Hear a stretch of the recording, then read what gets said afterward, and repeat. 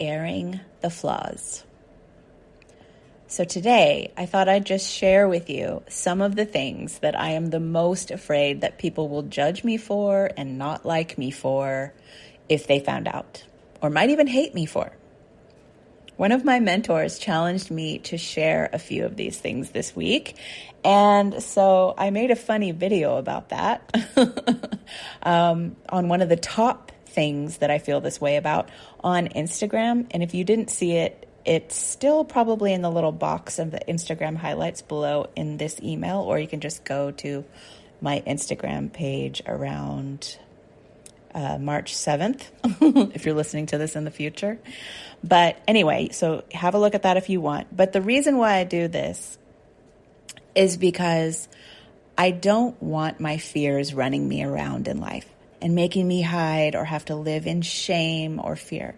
So while I'm pretty good about that in most areas, there are still places that I do this that feel really scary to share. And by sharing them, I let myself know that no matter who judges me or dislikes me or leaves me for my truths, I will still love me and be loved and safe no matter what. I'm showing myself that by sharing this part of myself. So, in the spirit of freedom and the releasing of old shame, here it goes. Number 1, I am not a saint. I am not selfless. I'm not some selfless, wantless person who wants or thinks that she needs to save the world or that anyone needs my saving. I mean, I'm fairly certain that it's obvious that I'm not a saint, especially to the people who know me. But there is still this puritanical conditioning in my head that tells me that I'm supposed to be one. And if I'm not one, I'm bad and I should be ashamed. And people will find out one day and they will punish me. That's from that conditioning. So let me just let the cat out of the bag right here and now, so I don't have to put any unnecessary pressure on myself. And so hopefully you don't either. Number 2, I have made lots of, quote, mistakes in my life. Now, the As call these missed takes. And if you're in the As and you haven't got that card yet, you will. It's so good. And it's not what you might be thinking it means from the name alone. So look forward to that. But all of those, quote, mistakes in my life that I have made have turned into treasures and literal chests of gold in my life. Okay, maybe not literal, and literal, not literal, but the equivalent, metaphorically. That is obviously not because that's the way it is. It's not just the way it is that mistakes turn into treasures, because everyone doesn't experience that. It's just because that is what I choose to find and see. And because I choose that, I always find it. Because I create it. My choice to see that creates that. But I'm just letting you know that I have been a messy human and a messy spirit and a messy soul. And though that does feel excruciating to look at and feel sometimes, it's also the whole point of being in a physical body and life. Adventures would not be adventures without plot twists. Number 3, I love money. I love making it. I love spending it. I love giving it away. I love playing with it. I love circulating it. I love having fun with it. I love having a made-up personal relationship with it in my own personal way. I love pushing the boundaries of what I thought I could have or what I was allowed to have and in what ways I was allowed to have it. I love experimenting with my consciousness about it. I love looking at it in new and different ways. Money used to be a thing that was very painful for me and for all of the people around me growing up and for the world around me growing up. Very stressful and scarce it was in my world. And so I have a burning passion to change that in the world, starting with me. And as I have seen the miracles created in my life from the ways that I have allowed myself to be more creative and playful and curious about money, I have not been able to help but share that with others in my own unique ways. I hope to be part of leaving a legacy of a new kind of peace with money that will ripple out into forever in humanity's future. But that starts with me just letting money be fun and easy for me. It has to begin there. Otherwise, I cannot possibly share that. But you're not supposed to say that you love money. You're not supposed to admit you love money. You're not supposed to even talk about money, period. You're supposed to keep it quiet, and you're supposed to keep it in the shame closet, and you're supposed to just keep that like, ooh, we don't talk about that. Well, I'm not going to put it in the shame closet. And again, if you want to see my video on this, you can see that in the Instagram highlight below.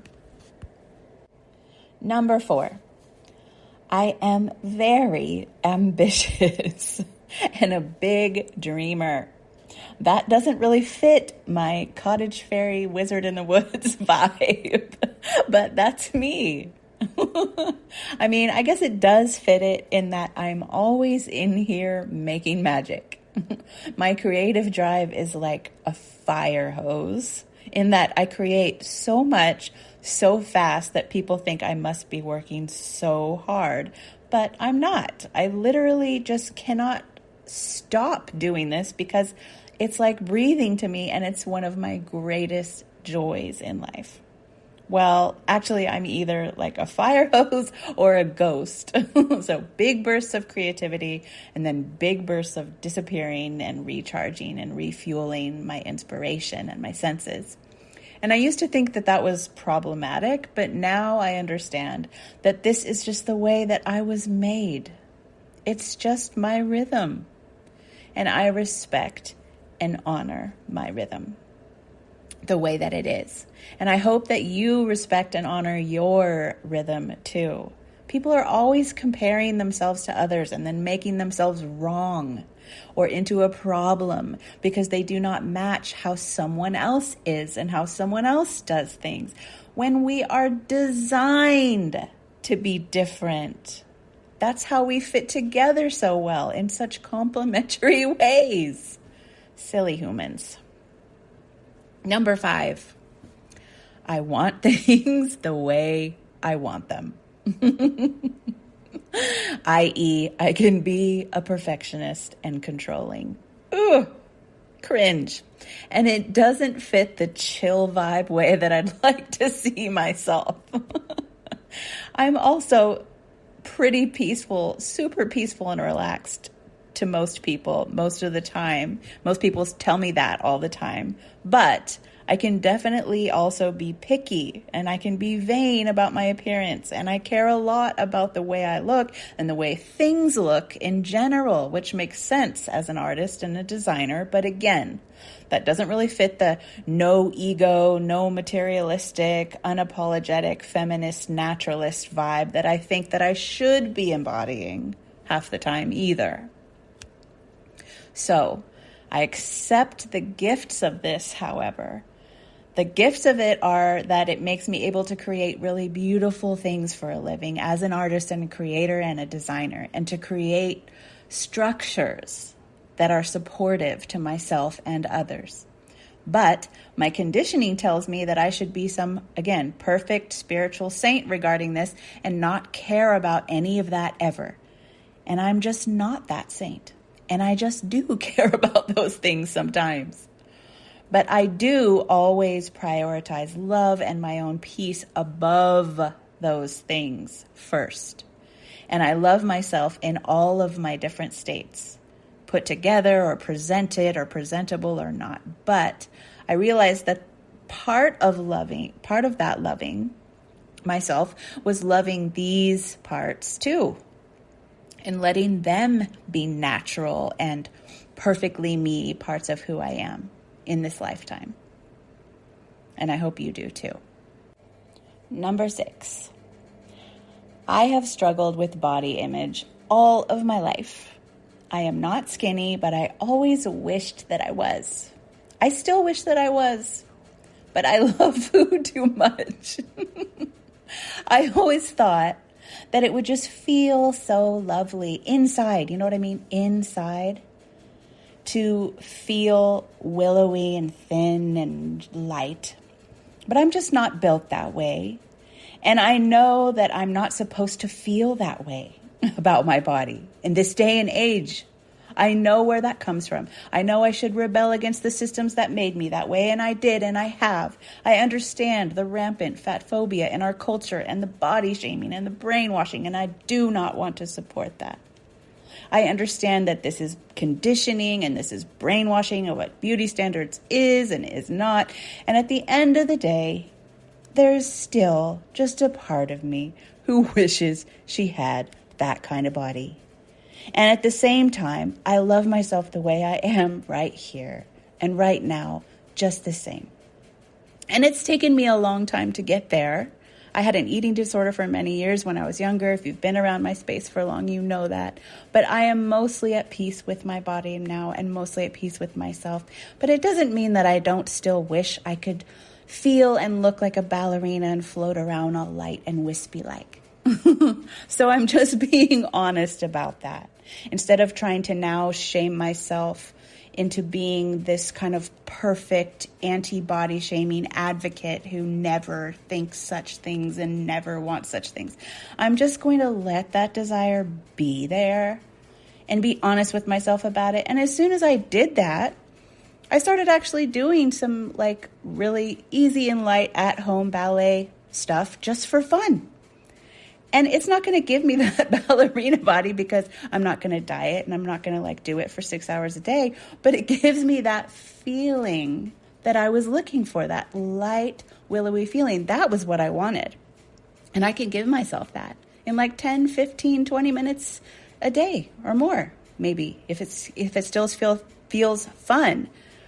And sometimes it doesn't feel fun and it feels hard and I want to stop. And on those days when it feels hard and I want to stop, I just do. That's the difference between the old me and the new me. The old me would push myself to breaking until I didn't even want to do it anymore, ever, period. But now if I want to stop, I just stop. And then it remains fun. And then I can just keep doing it, which is the more important thing because that's the only thing I want from it. I want that feeling. And I can give myself that whether or not I look like that image. So there are definitely way more flaws, obviously, but these are kind of the main things I'd like to air out to make myself feel more comfortable showing up and just being me. So hi again. It's me, Sunny. Nice to re-meet you. And if you would like to feel more love for yourself and your own perceived flaws, which might be the most adorable thing about you to someone else, by the way, I just released my brand new Alice's Flowers Oracle ebook, and it is in the shop. You should go check it out if you want to. Or you can go to sunnychapman.com/Alice's-flowers. And yeah, I think that's it for this week. I will see you next Sunday. Bye.